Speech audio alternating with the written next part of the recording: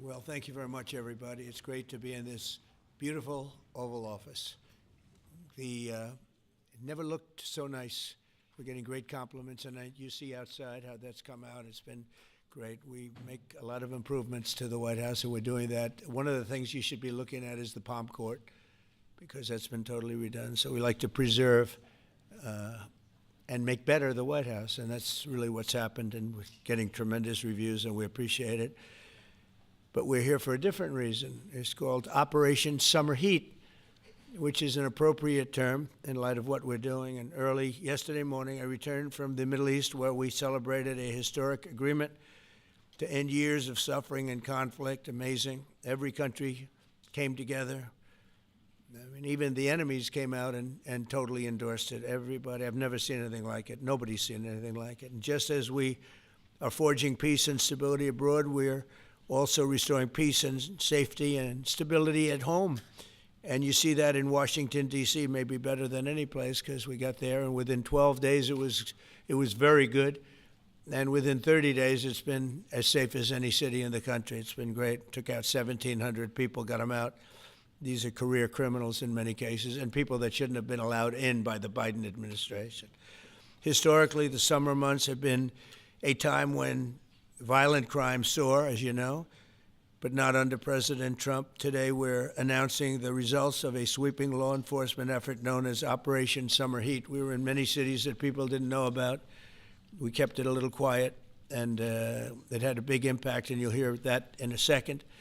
But over the past few months, FBI offices in all 50 states made crushing violent crime a top enforcement priority. That's what they did, rounding up and arresting thousands of the most violent and dangerous criminals. And these are among the most dangerous and violent people in the world. They were allowed, in many cases, not in all cases, but in many cases, they were allowed in by a very foolish, actually stupid, open border policy. Just anybody could have come in. They emptied out their jails, their prisons, their mental institutions. They emptied them into our country. And the people behind me have done an incredible job, because if we didn't have that administration, it would have been so much easier. They allowed millions of people in this country that shouldn't have been allowed, including over 11,000 murderers, half of whom murdered more than one person. And many of them are gone now, or they're put in prison, because we don't want to have them come back. So we literally put them in our prison, which we don't want to do. But we bring them back to their countries. Working with state and local partners, the FBI arrested over 8,000 violent criminals during the course of this period. In major cities like in New Orleans, Nashville, we saw a 250% increase in arrests. And we really went after the bad ones. These include 725 individuals wanted for violent crimes against children and murderers. These arrests are in addition to the work of our historic federal task forces that Make D.C. Safe Task Force has been unbelievable. I mean, the job they've done, it's incredible. And it's been so nice, because so many people, they're going out to dinner and they're having dinners. They didn't go out for 4 years. And now they're going out 3 times a week. Restaurants are opening. Restaurants are full. And usually that means a lot of good things. But restaurants that were closed are now opening up. And everybody's happy. It's nobody's ever seen anything like it, actually. And everybody feels safe. You can have a child walk right through the middle of Washington, D.C., and nothing's going to happen. We were losing more than one person a week in Washington. They're being killed on an average of over one a week. The Make D.C. Safe Task Force has been incredible. And the Make Memphis Safe Task Force is having very similar results. It's much earlier, but we've been there for a week and a half, but I'm hearing the results are pretty incredible, and you'll hear about that. They're mobilizing more than 20 federal agencies for the largest law enforcement operation targeting violent criminals in American history. As a result of these efforts, violent crime declined nearly 20% nationwide compared to the same period last year, and it was the safest and most peaceful summer in 2 decades. And honestly, we haven't really even gotten going yet. If we didn't have to fight all of these radical left governors, we could have had Chicago taken care of, as an example. They had, in a short period of time, 4,000 murders in Chicago, and we have to listen to this man stand up and say that we're bad people. And the people of Chicago are walking around with MAGA hats. You have women, beautiful black women, walking around with MAGA hats. Please let the president in, and we don't care how he does it. They're not interested in National Guard or Army, Navy, bring them in, Marines, bring in the Marines. They just want the crime to stop. And more so because of the success that we had in D.C. I think if we didn't have that success, nobody would even believe it. So I want to congratulate all of the incredible law enforcement professionals joining us today, especially Attorney General Pam Bondi, who's terrific, Deputy Attorney General Todd Blanche, who is a fantastic legal talent. He really is. He's a great guy, too. And, of course, FBI Director Kash Patel. They have worked so hard on this and other things. Since the start of the administration, the FBI has arrested over 23,000 violent criminals, more than double the number arrested in the final year of the Biden disaster. The FBI has also destroyed or severely disrupted more than 170 organized criminal enterprises and gangs, 1,600 of the most violent gangs, and confiscated over 6,000 illegal firearms. And they've tracked down and arrested 4 fugitives on the most wanted list, 4 of the most wanted. Actually, 2 of them were the most wanted fugitives in the world. There's still much more work to be done, which is why the FBI continues to work alongside the Department of Justice, the Department of Homeland Security, and the Department of War to defend. And Pete Hegseth has been fantastic, by the way, on this too, on other things, but on this too. To defend law and order and combat violent crime, arrest illegal aliens, and make American cities the safest in the world. And when I campaigned, I talked about crime, but I never knew that we were going to get into it like we did. You know, I mean, I used to watch these cities with the murders. Chicago recently had one deal where they had 11 murders in one weekend, and they said, well, yeah, but it was a holiday weekend. They actually told me that was the reason, like it was okay because it was a holiday. It was Labor Day. These people are the worst. They really have to, they better, I tell you what, the people in Chicago and the people in places like that can be fixed. At some point, it gets to where you can't fix it anymore. It's too far gone. And we have some cities like that. But these are great cities that can be fixed. I'm going to be strongly recommending, at the request of government officials, which is always nice, that you start looking at San Francisco. I think we can make San Francisco. There's one of our great cities 10 years ago, 15 years ago, and now it's a mess. And we have great support in San Francisco, so I'd like to recommend that for inclusion, maybe in your next group. You'll get great support. Every American deserves to live in a community where they're not afraid of being mugged, murdered, robbed, raped, assaulted, or shot. And that's exactly what our administration is working to deliver.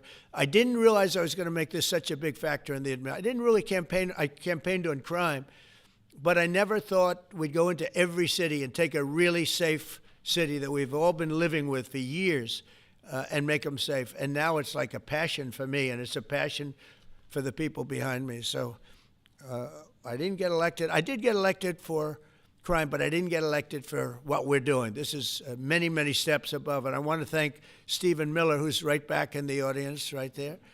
I'd love to have him. I love watching him on television. I'd love to have him come up and explain his true feelings. But maybe not his truest feelings. That might be going a little bit too far. But, Stephen, thank you for doing an unbelievable job. And the people of this country love you, I'll tell you. And they love what you say about crime and stopping crime.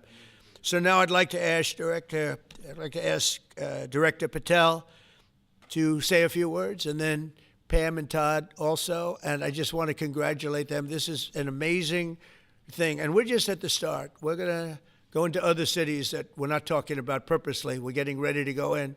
And when they go in, like Kash as an example told me that people didn't even know. 5 months ago, they went into Chicago, and they started doing a lot of work in Chicago. And we brought the numbers down a little bit.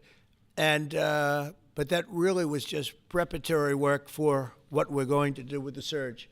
We're going to have a surge of strong, good people, patriots, and they're going to go in, they straighten it all out. So a lot of these cities we're already working on, but we don't do it with a big flavor. But in a little while, you're going to see some numbers that you're not going to believe. And I think you'll probably start with Memphis, because I'm hearing the numbers are much quicker than we even thought possible. But again, D.C. it speaks for itself. Chicago is going to be okay. We're going to save Chicago. And I told you, and I told them, a very respected man, the head of the Union Pacific, said, "Sir, save Chicago. It can be saved." And the way he said it, it was like, can you believe it? We're trying to save Chicago. But I understood exactly what he wants, and that's what we're going to do. We're going to save all of our cities, and we're going to make them essentially crime-free, like other countries have crime-free. If you go all over the world, you go to the world, you hear Afghanistan and you hear all these different places. Our crime in certain cities is worse than anything they can even imagine. And we're not going to have that any longer. It's going to stop, and it stops right here. Cash, please. Thank you, Mr. President. What I'd like to do is just highlight some of the outstanding work that the men and women of the FBI have been doing. And thanks to your brave leadership and the mandate you were given by the American people to not only defend the homeland but crush violent crime, you tasked us with our great partners at the Department of Justice and the Attorney General and the Deputy Attorney General to start making arrests and bring prosecutions and safeguard our cities. And you said it, this is just the beginning. In just 7 months, I hope the media takes a look at every one of these charts, because these are the best numbers for fighting crime in U.S. history, and it's only 7 months in.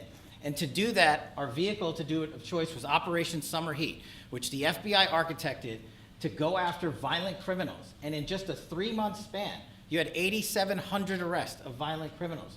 You had 2,200 firearms seized off the streets permanently to safeguard our communities. You had 421 kilograms of fentanyl seized. Just to put that in perspective, that's enough to kill 55 million Americans alone.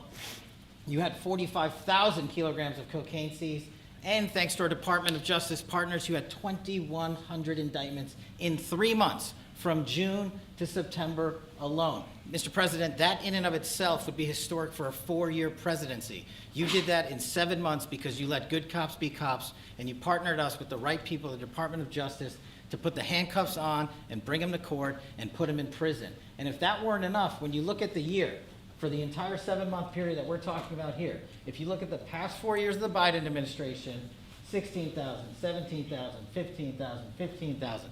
That's the number of arrests year over year of violent felons in this country for the Biden administration. Mr. President, in 7 months, you have 28,600 arrests of violent felons in just 7 months alone, because of your leadership and the dedication of the men and women at the FBI who want to go out there and do the job they were prevented from doing, because that department used to be weaponized and politicized. And this is what happens when you take out the fangs of weaponization. This number is historic by every metric. 28,000 people have been arrested, violent felons alone. And then when you go over there and look at some of these charts, if you don't mind, I'll just hop over here. Look at the metrics for not just violent crime, but the homeland. Mr. President, during your administration, the FBI has found and located 5,400 children. That is a 30% increase year to date over the last administration. Violent crimes against children arrests alone are up 10%. Gang arrests are up 210% in the last 7 months alone. And transnational organized crime, which Stephen Miller has been a great partner in, is up over 12% alone. These numbers are historic just as a snapshot. But just so people don't think we're focusing on violent crime alone, the national security mission, Mr. President, under your leadership has never been stronger. We have gone after espionage activities against our main counterparts in China, Russia, and Iran. In China alone, we've had over a 50% increase in espionage and arrests alone in prosecution. In Iran, we have had a 50% increase, again, in espionage cases. And in Russia, we've had a 33% increase in espionage cases alone. When it comes to counterterrorism, year to date, we have 125 arrests this year versus 100 last year, year to date alone. And when it comes to the cyber criminal activities, which are some of the largest enterprises plaguing everyday Americans, we at the FBI have put out a mission to go after cyber criminals like never before. Last year, they had in total 191. This year, you already have 252 arrests. 52 arrests of violent cyber criminals who are stealing from senior citizens, who are violating our children's rights and freedoms, and who are violating everyday Americans. These programs are record. And two of the things I'll finish with that I'm most proud of, Mr. President, this FBI. Fentanyl. As you know, it's a scourge that is killing our youth, 100,000 plus a year. To date, the FBI has seized 1,900 kilograms of fentanyl. That's enough lethal doses to kill 127 million Americans alone, to date. And if that weren't enough, Mr. President, you said we have to go after the worst of the worst.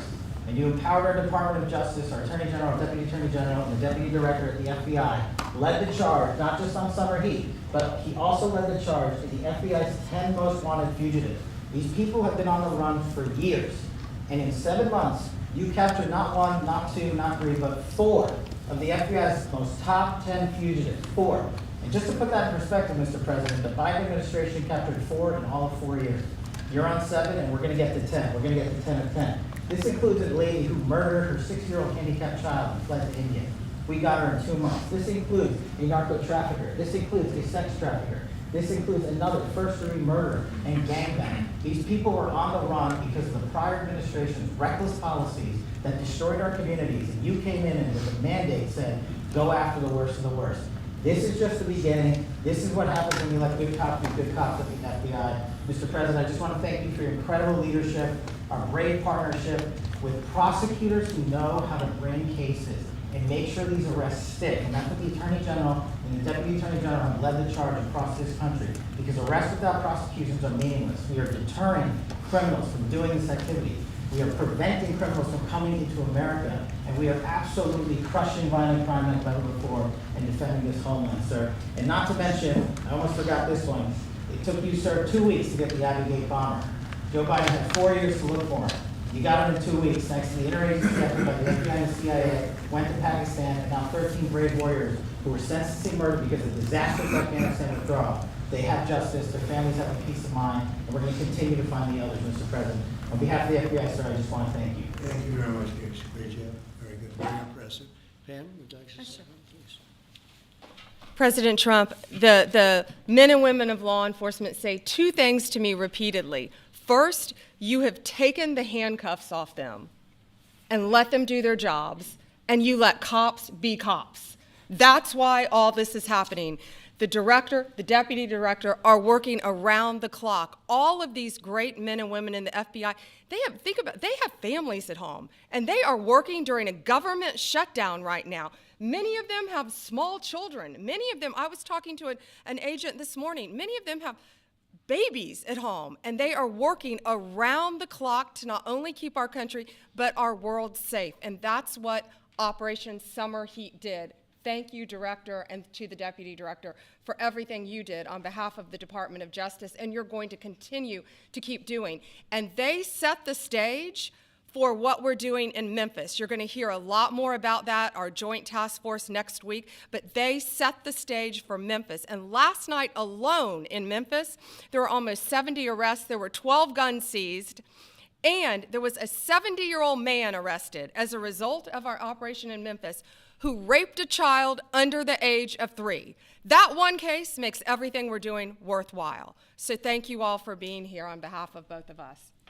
Thank you, President Trump. Thank you. Todd, do you want to say something? Sure. Thank you, Mr. President. So this is a great day, and I think there's stats that the director talked about which are important, but I want to give 2 examples of what summer heat has done that actually will apply hopefully to everybody in this room. The first is for over 4 years during the last administration, there was a hotel in a town, the middle of a town in Alaska, that was being run as a drug den. There were over 1,000 calls to 911 over 4.5 year period. There were multiple violent crimes, drug dealers, overdoses, and murders at this one hotel, ruining a community. Summer Heat went in there. It's not only arrested all the participants that were controlling the hotel, but seized the hotel.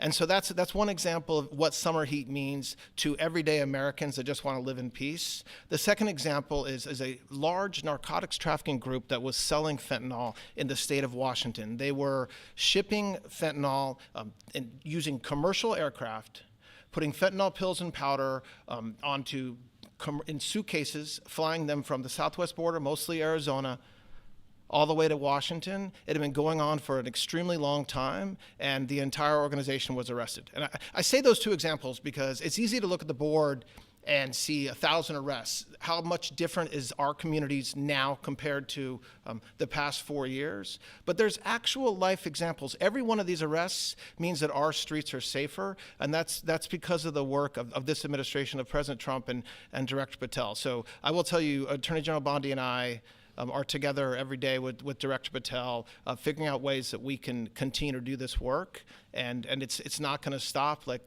the Attorney General said, and like the President said, this is just the beginning, or phase one, or a start, whatever you want to say, but it will continue on. So thank you, Mr. President, and thank you very much, Director Patel. And Mr. President, just one last thank you from the men and women at the FBI. You found a way to get these individuals paid during a government shutdown, our 1811 agents. So on behalf of the FBI, it's a great debt that we owe you, sir. They're now allowed to pay for their families, so thank you. And the military. Good. That's right. Thank you. Okay, thank you very much. Any questions, please? Brian, go ahead. Mr. President, first of all, I know the feedback I'm getting from the American people, they want to say thank you. Law and order is not an option in this country, it's a mandate. So I know the American people, thank you for that. In terms of the guns that have been taken off the street, do you have a number of how many guns were taken away from someone that had a prior felony or a previous crime, that perhaps we can prosecute that? Because I know that wasn't the case under Joe Biden. We don't take guns off the streets of people that are allowed to have guns.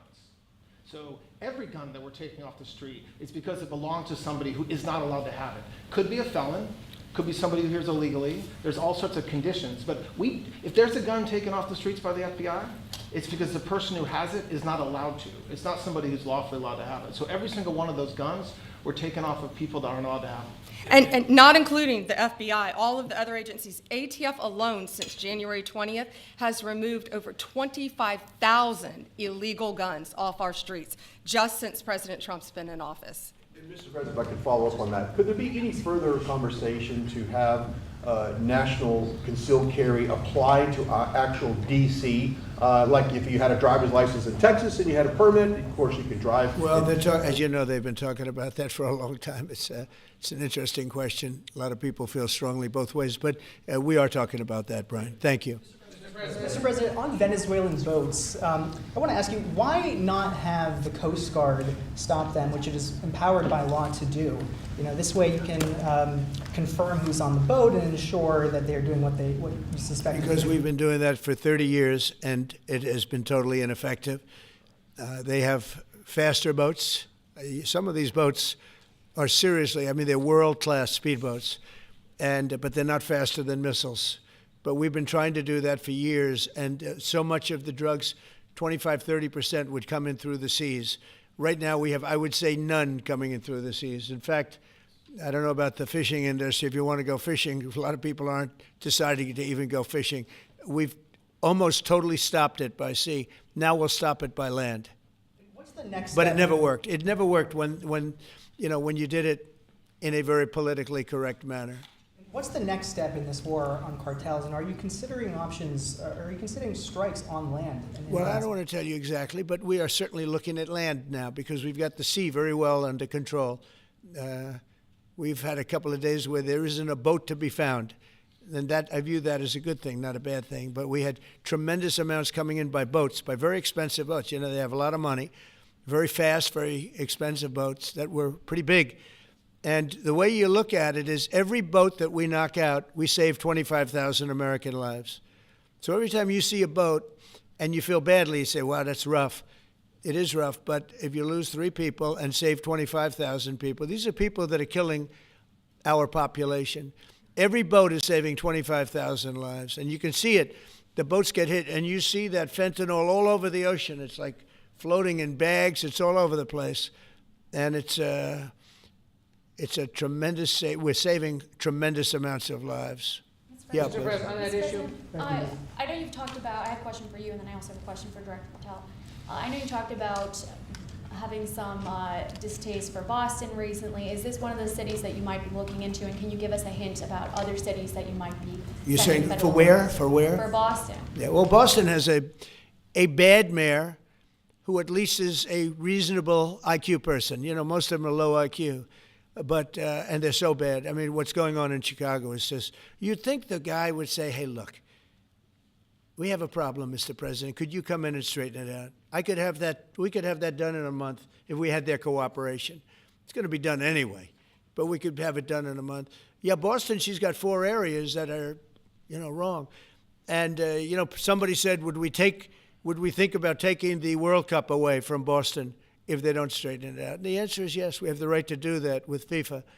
So if we think that LA is going to be bad, or we think that applies a little bit to the Olympics too, but we'll talk about FIFA first. FIFA is very hot. If we think there's any reason that, whether it's Boston or anywhere else, that they're not doing their job, we're going to take those World Cup games and move them someplace else. Thank you. And then Director Patel, there's been so many conspiracy theories swirling around about the assassination of Charlie Kirk. Do you have any updates for us, especially in light of all the online content that everyone's been talking about? The only thing we deal with at the FBI and the Department of Justice is facts, and we delivered in record speed a manhunt to capture Charlie Kirk's alleged assassin in 33 hours. And if you put that in perspective to Luigi Mangione or the Boston bomber, they took them 5 days and a police officer lost their life in their manhunt. We are running out absolutely every single lead, and the best thing we can do to honor my friend Charlie Kirk's life is to make sure that everyone involved is prosecuted to the full extent of the law, and that's what we're focused on, investigating the facts, not trading in conspiracy theories. Okay?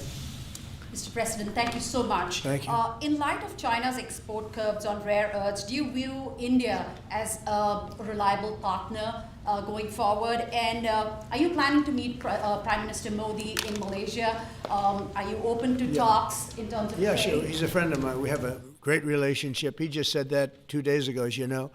We have a great relationship. No, we were not happy with him buying oil from Russia, because that lets Russia continue on with this ridiculous war where they've lost 1.5 million people, by the way. Russia's lost 1.5 million people, soldiers mostly.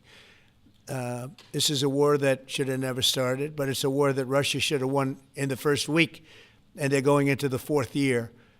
And I want to see it stop. So I was not happy that India was buying oil. And he assured me today that they will not be buying oil from Russia. That's a big stop. Now I got to get China to do the same thing. That is relatively easy compared to what we just did over the last week in the Middle East. Middle East was 3,000 years, and we got it done. This is 3 years, and I think we'll get it done. I think that President Putin, I think he wants to get it done. We'll see. There's a great animosity between him and Zelensky. You probably have noticed, right? And I think it's hurting the process. Yeah, please. Mr. President, thank you. Curious, why did you authorize the CIA to go into Venezuela? And is there more information you can share about these strikes on the alleged Well, I can't drug do busts in that, the but Caribbean? I authorized for 2 reasons, really. Number one, they have emptied their prisons into the United States of America. They came in through the border. They came in because we had an open border policy. And as soon as I heard that, I said, a lot of these countries, they're not the only country, but they're the worst abuser. And they've entered they've allowed thousands and thousands of prisoners, mental institution, people from mental institutions, insane asylums, emptied out into the United States. We're bringing them back. But that's a really bad, and they did it at a level that probably not, many countries have done it, but not like Venezuela. They were down and dirty. And the other thing are drugs. We have a lot of drugs coming in from Venezuela. And a lot of the Venezuelan drugs come in through the sea, so you get to see that. But we're going to stop them by land also. Does the CIA have authority to take out Maduro? Oh, I don't want to answer a question like that. That's a ridiculous question for me to be given. Not really a ridiculous question, but wouldn't it be a ridiculous question for me to answer? But I think Venezuela is feeling heat, but I think a lot of other countries are feeling heat too. We're not going to let this country, our country, be ruined because other people want to drop, as you say, their worst. They have given us their worst. They've loaded up our country with prisoners, with mentally ill people that are seriously ill, criminally ill. And we're not going to take it. And so, I mean, it's just one of those things. And I can tell you, we've taken care of the sea. There's nobody, and we're watching. We're watching. And if we see it, we'll save it. Yeah, please. On the ships, though, sir, there are Republicans and Democrats up on the Hill concerned that in the briefings they've gotten about those attacks, they're not necessarily getting information about who was on them and what exactly was on those ships. Can you ensure that at but least they are lawmakers given will be told that? information that they were loaded up with drugs, and that's the thing that matters. When they're loaded up with drugs, they're fair game. And every one of those ships they're not ships, they're boats, they're speedboats. They're extremely fast, record-setting type speedboats that cost a lot of money, and they have a lot of money because they're drug sellers. But they know one thing, and they all have the same thing in common. There's drug dust. They call it drug dust. They call it fentanyl dust all over the boat after those bombs go off. And you can take along. Attack them though that they're a drug We know before. We know when they go out. We know we have much information about each boat that goes out. Deep, strong information. Yeah, please. Sir, you're going to have Vladimir Zelensky here this week. What is your message at this stage of the war for him? And shy of tomahawks. To who is that? For Zelensky. Yeah. And shy of tomahawks for Ukraine. Are you considering other options, and will you speak with Vladimir Putin about No, we're looking at other options. We are. President Zelensky's coming in. I'm not a fan of the war. I'm not a fan of the way it started. It should have never happened. It wouldn't have started if I were president. The election was rigged. And because of that, we lost a lot of lives have been lost because of that war. Not American lives, but if I can save a lot of lives, that's why I'm in it. I want to save lives. I've had 8 wars. The Prime Minister of Pakistan got up the other day, said so beautifully, says, you saved millions of lives. He told that to a group of people right in this office. He said the president saved millions of lives. And I think what he's referring to is the fact that that would have been with India a nuclear war. That was getting very close. You know, 7 planes, they don't talk about it, but 7 aircraft were shot down. In fact, we have the new ambassador to India right here. They're well represented. You better represent us, not them, okay? Yeah. But Sergio's going to do a great job. He's going to do a great job. But no, we'll be talking about the war with him, and we'll be talking about, I mean, they want to go offensive.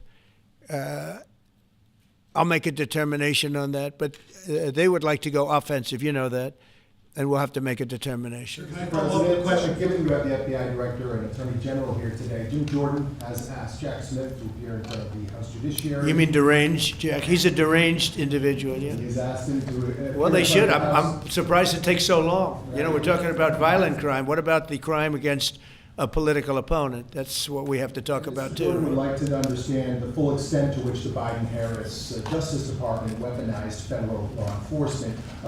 What do you think the committee will find out, Mr. Smith? I think it was the worst weaponization of a political opponent in the history of the world, let alone this country. And I hope that everybody's, you know, they're involved in it. I'm not. I'm the one that had to suffer through it and ultimately win. But what they did was criminal. Deranged Jack Smith, in my opinion, is a criminal. And I noticed his interviewer was, I think that was Weissman. And I hope they're going to look into Weissman, too. Weissman's a bad guy. And he had somebody in Lisa, who was his puppet, worked in the office really as the top person. And I think that she should be looked at very strongly. There was tremendous criminal activity having to do. If we don't have fair elections in this country, we're not going to have a country. And I've said it from the beginning, fair elections and borders. And we need also fair press, because if you don't have fair press, it's very tough.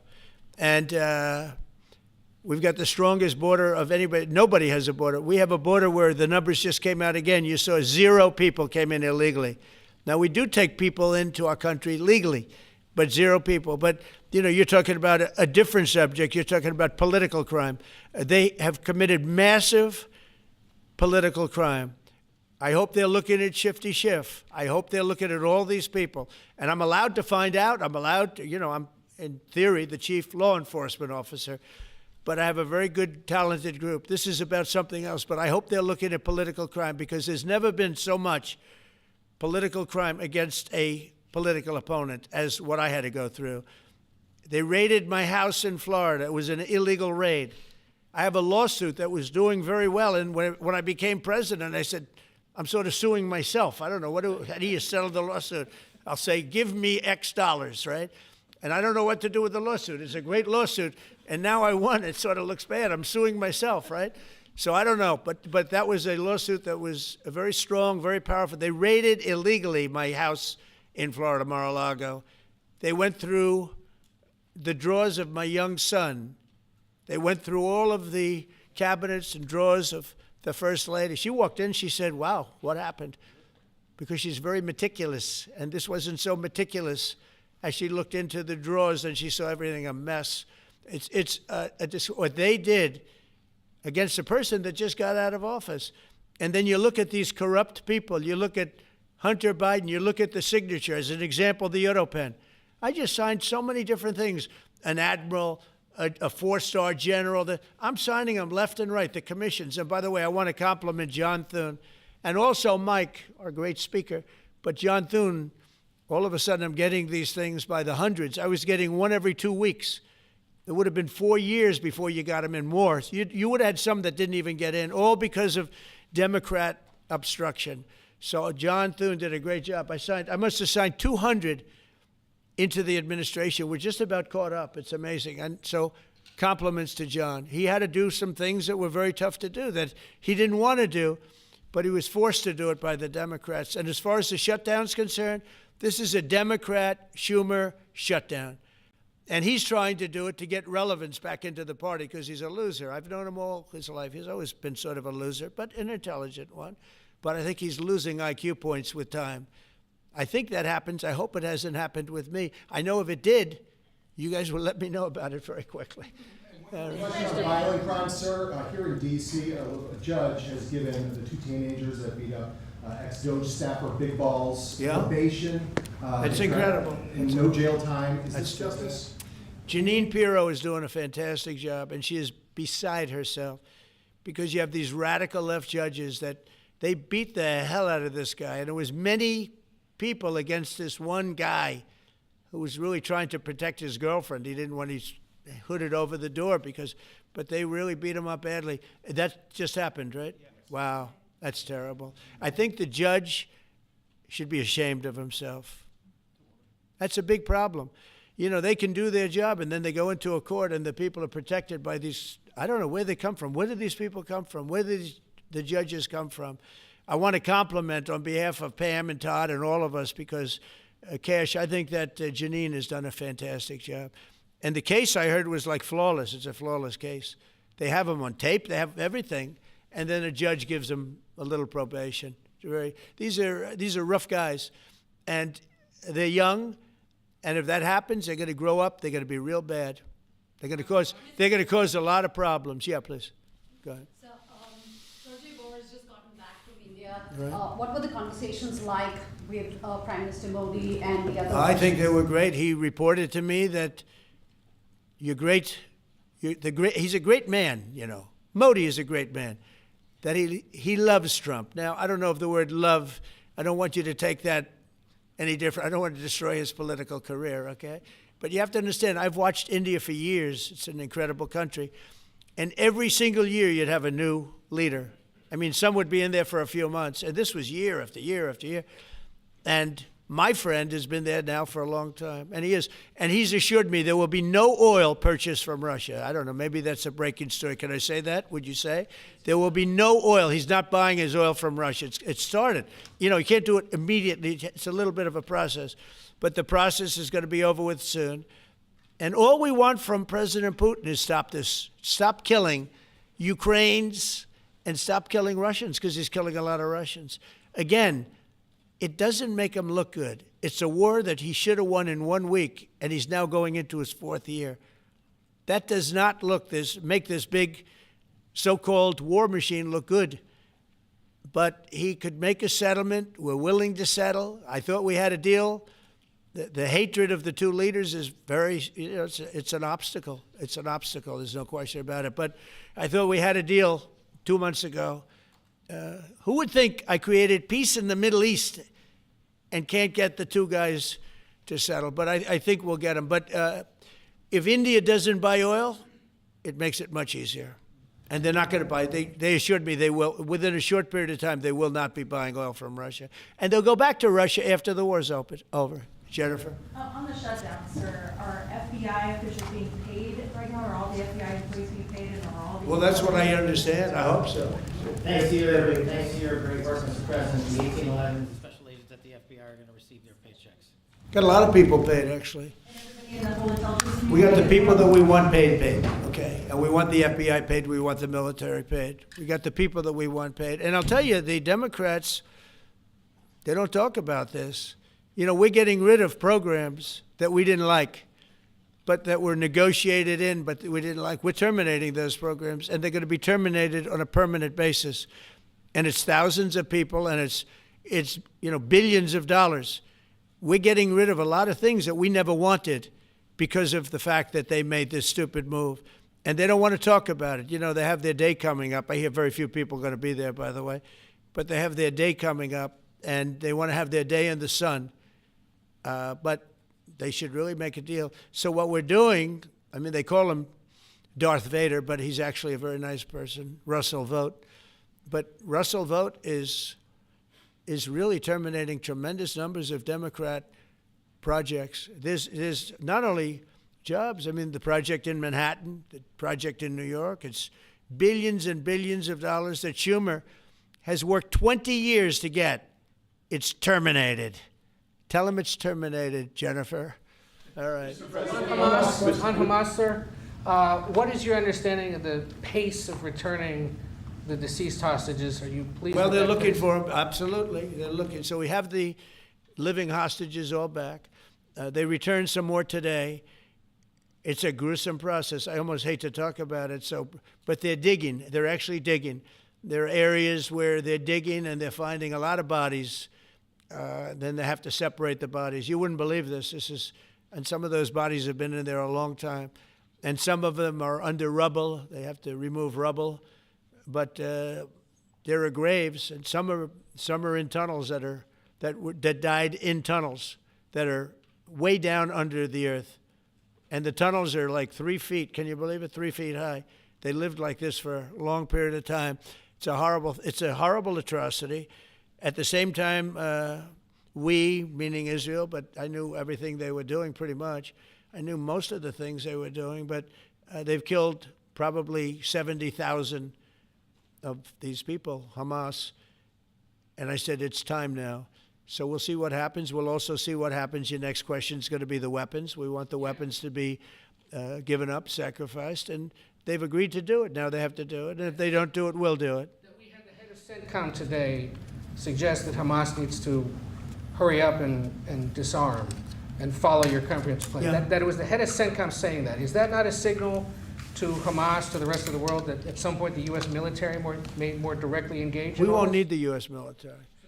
We won't need it. Why not just you? Because we're very much involved in it. If we weren't involved, there wouldn't be peace.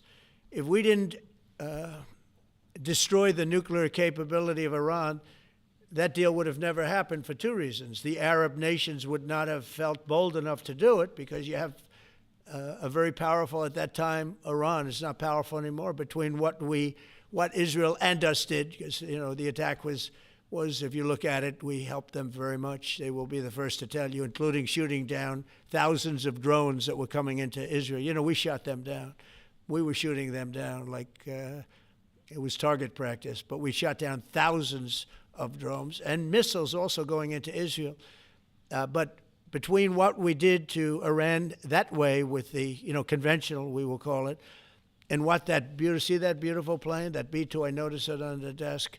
I always thought it was beautiful, but I never understood it. Now I understand it. It took in hundreds of thousands of bombs in the form of two, but hundreds of thousands of pounds of bombs. And every single bomb hit perfectly. Then they sent Tomahawks in. They sent 30 Tomahawks on top of it. And that was totally, CNN said, well, maybe it wasn't as bad as Trump said, because I said obliterated. Obliterated is not a strong enough word, actually. And you saw the Atomic Energy Commission came out and said the word obliteration is very, very, think of it. They came in under potential fire. They entered Iran airspace late at night, in the dark, no moon. The moon was low for a reason. What time we picked it. Couldn't see anything. And they hit every target, and they weren't hit. Nobody saw that plane. That plane is stealth. Nobody saw it. The problem with that is it may be stealth today, but tomorrow it won't be. And we just ordered about 20 brand new B-2 bombers. It's unbelievable as a weapon. I know Putin, when I was riding with him in Alaska, we passed a lot of them. And he said, that really did the trick. I said, yeah, it did. It's amazing. The flying wing. But you still foresee No reason for the U.S. military to get involved in Gaza. No, I don't see that. No, I think we're going to handle it very well. We'll be helping Israel, but we have other countries that are now. You know, we signed, many countries signed, and many of those countries relatively are very strong military powers. And Hamas has no support. See, Hamas had the support of Iran, and now Iran says, don't get us involved. The last time they got them involved didn't work out too well. So they used to have the support of Iran. Today, Iran is, they're trying to survive. You know, when I heard the reports 2 weeks ago, Iran's looking to build a nuclear weapon, I said, don't worry about it. They got a lot of things they want to do before nuclear weapons. I said, the last thing they want to do is a nuclear weapon. It didn't work out. And if they did a nuclear weapon before they got even close, that site would be attacked and it would be wiped out. Yeah. Mr. President, you're meeting with President Xi in a few weeks. Yeah. If you can't come to an agreement or a deal at that meeting, are we in for a sustained trade war with China? Well, you're in one now. Look, we have 100% tariff. If we didn't have tariffs, we would be exposed as being a nothing. We would have no defense. You know, they've used tariffs on us, but we've never had anybody sitting in that chair that felt the need to do it. And they've allowed us to be $37 trillion in debt, et cetera, et cetera. Tariffs are a very important tool for our defense, for our national security. If we don't have tariffs, we're not going to have national security. As an example, if you look at Pakistan and Iran, I told them I was in the midst of negotiating a trade deal with Iran, and Pakistan was going to be in line.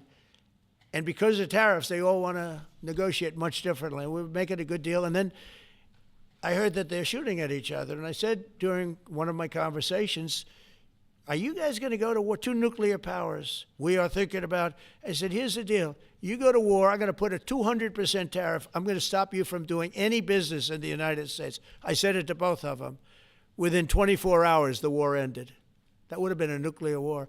And again, the Prime Minister of Pakistan, who was here 2 weeks ago, said that man saved many millions of lives in front of a whole group of people because he thought it was going to be war.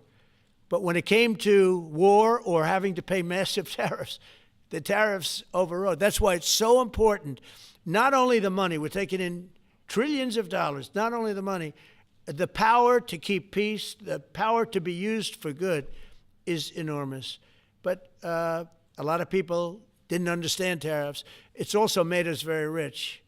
We have a big case coming up in the Supreme Court, and I will tell you, that's one of the most important cases in the history of our country. Because if we don't win that case, we will be a weakened, troubled, financial mess for many, many years to come. I don't even know if survivable is a good term. And if we do, we're going to be the most powerful economic country in the world. And all we're doing is using them as a defense against what took place for many years. China would charge us tariffs. It was incredible, but we weren't allowed to charge. We're allowed to do whatever we want. We just had presidents that didn't want to do it for whatever reason. And it was nothing. But of the 8 wars, I was saying 7, of the 8 wars, I would say tariffs are directly responsible for me ending 6 of them, 5 or 6. Without the tariffs, you have wars raging all over the world. With the tariffs, other than Russia, we have no wars out there. And we've made a lot of good friends, too. Tariffs are so important to our national security. If we don't have tariffs, we don't have national security. Our country would suffer a level that, because they're used so strongly on us. As an example, the European Union, they won't take our cars, they won't take our agriculture, they won't take anything, but they send their cars in, Mercedes, BMW, Volkswagen, by the millions. We don't send any cars. They don't take them. They were tariffing us out. Agricultural products, they don't take our agriculture. They want their farmers to do it. I understand that. But it was very unfair, and they were tariffing our product. They're keeping out by using tariffs. And we didn't use them, but I used them. And now we made one of the great deals with Europe. $650 billion they pay us, and we've evened it out. It's really a good thing to see. And You have to understand, they've all signed. Japan, South Korea. I mean, South Korea, $350 billion up front. Japan, $650 billion. And they've all agreed to it. They're all happy. But before, it was a total ripoff. And if we don't have the use of tariffs, we have no national security. This country will have no financial security, will not have national security. And the people that brought the lawsuit are people that are aligned with foreign nations that are now being treated fairly as opposed to just ripping us off and ripping us asunder. So, but if we are not allowed to use what other people use against us, there's no defense. It'll be a disaster for America. That's why I think I'm going to go to the Supreme Court to watch it. I've not done that, and I had some pretty big cases. I think it's one of the most important cases ever brought, because we will be defenseless against the world. Okay? You'll go to the tariff case? Did you have one? Yes, please. Thank you, Mr. President. I want to ask you about the Georgia Senate race. I know it's very early, but there's several Republicans in that field that are vying for your endorsement. A lot of good people in that field. Yes. I know all of them, actually. I haven't made a decision on that, but you have some very good people in the Georgia Senate race. Well, Governor Trump has endorsed. No, I know, the governor has, and he's spoken to me about it a lot. He likes that candidate a lot, and I understand that. I haven't made a decision yet. But I'm following that race very carefully. I think it's very important for Georgia to get a real senator, because the senator they have now is a horrible senator. He allows all the crime, all the borders. You have open borders. I mean, his whole philosophy is a disaster. That's not representative of the people of Georgia. I know the people of Georgia. I won Georgia 3 times, but they say twice. Okay, I won it very big the last time, and I won it big the first time, and I won it big the second time. But we had criminals that didn't allow. I mean, I hope they're going to go into that. I hope they go into the votes which are being stored in Fulton County, and take a real look at those votes, okay? Because I won it the second time too. But I know Georgia very well. I love Georgia. Those people are great, and they deserve a good senator, because the man they have now is a weak, ineffective person. Okay. New Jersey and Virginia. By the way, you won Georgia 3 times. Just Yeah, I agree. Do you agree with me? I And do. he's the media. For someone that He's the spends media. a lot of time in Georgia, I believe you won that. Yeah, okay. I really have a question about You know, the word believe isn't strong enough, right? Yeah, You I know. there you go. It's true. I know I won too. We have the great Newt Gingrich. Newt, you agree with us? Good. Otherwise, I'd have him dismissed immediately from the room. You know, his wife, as you know, is becoming an ambassador to a great country, Callista. So congratulations. And we're going to take a picture. And the only reason I'm doing it, he speaks so well of me. He said, I'll go down as the greatest president in history. And then he blew it. He said, I'm not sure if I put him above Washington or Lincoln. So I'm not that happy about that, dude. I've got a question about the weaponization of the DOJ. The media often says your department is weaponizing the DOJ. Yeah, that's the opposite. It's the opposite. Todd, you represented President Trump in probably the greatest weaponization of the DOJ by Alvin Bragg. You know firsthand, if you can describe what you saw under the Biden administration and how they weaponized the DOJ. Well, I mean, I think it's hard to describe what happened those last 4 years against President Trump. Alvin Bragg, a local prosecutor, his office staffed by somebody from New Jersey. Jack Smith, picked as a special counsel, staffs his entire office with DOJ prosecutors. And then there are countless things that happened, all in writing, most of them on the docket, that require no explanation except a complete abomination of the place that the Attorney General are now and Director Patel. So when people talk about this department weaponizing, it's embarrassing. Because there's no scenario in which you can look at what we're doing, restoring justice, doing the right thing in every single case, and say that that's weaponization, and yet remain eerily silent about what happened for the past 3 years. I mean, you read these articles and giggle, because it cannot be true that people really think that what they did to him, not once, not twice, I'm still counting 3, 4 times, but we're the ones that are weaponizing. So this man is not weaponizing the Department of Justice. We're not weaponizing the Department of Justice. It's the opposite. I mean, and also, nobody questions what I'm saying because it's true, because we all lived the past 4 years. So listen. They never want to bring up the details, but I watch the fake news, and oh, he's weaponized, and he wants to send them to prison. He wants all this.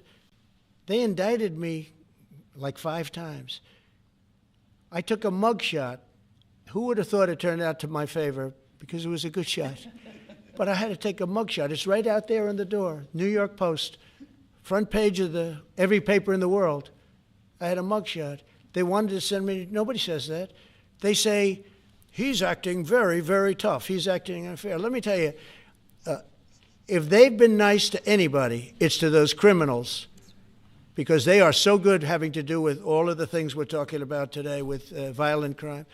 But if anything, I think this Justice Department has been so respectful of the law, because the other Justice Department, with Rita or Lisa and all of that scum, real scum, what they did to the political opponent of a guy that has a seriously low IQ. Now, in his case, it was low based on his career, but it got real low, okay?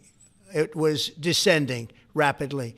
But what they did to go after his political opponent is legendary, worse than any third world country, banana republic.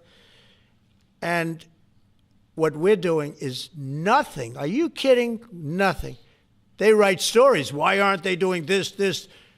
And we'll leave. I don't have to leave it up to them, but I choose to, at this moment at least.